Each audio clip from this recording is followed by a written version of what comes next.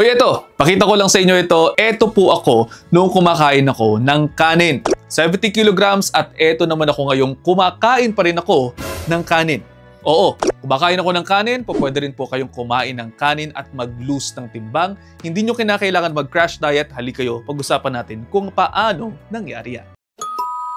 Ngayong buwan ng Hulyo, Nutrition Month, gusto ko lamang pong sabihin sa inyo, hindi po ninyo kinakailangang i-restrict masyado ang inyong pagkain na halos mabaliw-baliw na kayo para lamang pumayat. Siya lamang mga kapatid, yung mga nagsasabing tanggalin ninyo ang kanin tapos papayat na kayo, oo, po pwede yun.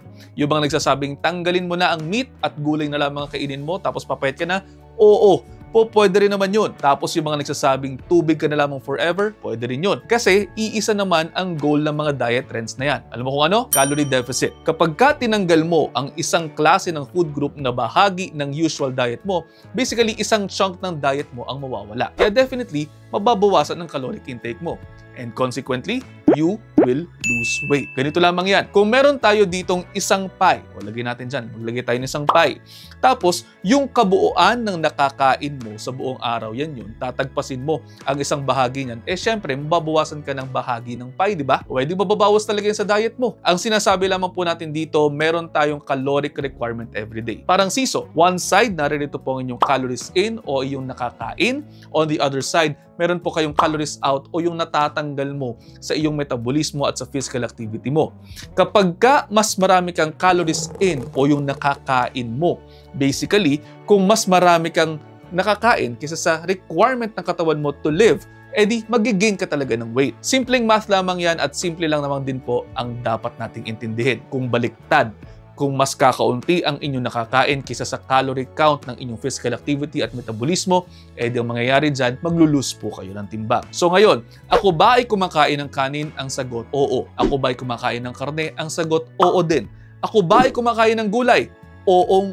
Pero napababa ko ang aking timbang mula sa 70 kilograms to 65.5 kilograms in a matter of 1.5 months. So that's around 0.5 to 1 kilogram weight loss. Average of around 0.8 kilograms weight loss every week, 0.8 times 6 weeks, 4.8 kilograms. 70 kilograms minus 4.8 kilograms will equate to 65.2 kilograms. Kung tutusin, mabagal pa nga yung weight loss ko kumpara sa inaasahan ko. So kaya ang lagi ko sinasabi sa inyo, tamang proportion lamang po ang kinakailangan. Hindi nyo kinakailangan pahirapan ang mga sarili ninyo. Paano nagsimula? Eto yan. Una, simpleng-simple tanggalin ang lahat ng inyong liquid calories. Yung mga iniinom nyong maasukal, yung mga iniinom po ninyong calories tulad ng gatas, kaping may asukal, tanggalin nyo. Dok, pwede bang kaping walang asukal?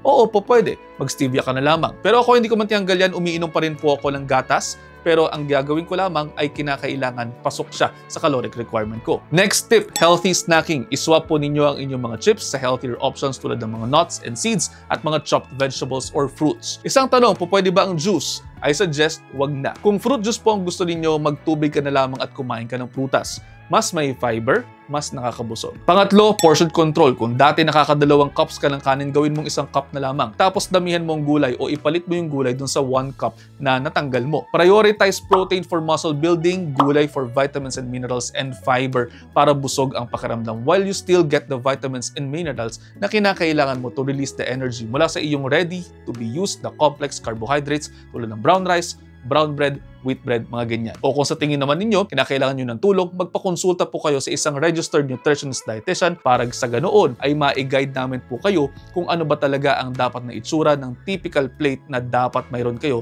sa bawat pagkakataon na kayo ay kakain. Gagawin natin yung simple para po sa inyo. Follow up din po sa inyong mga doktor kung mayroon kayong chronic conditions. At paano? Mahaba-haba na ata ito. I hope you learned something. Pakishare po sa inyong mga kaibigan. Baka sakaling mas marami pa tayong matulungan. See you to the next episode. Ingat!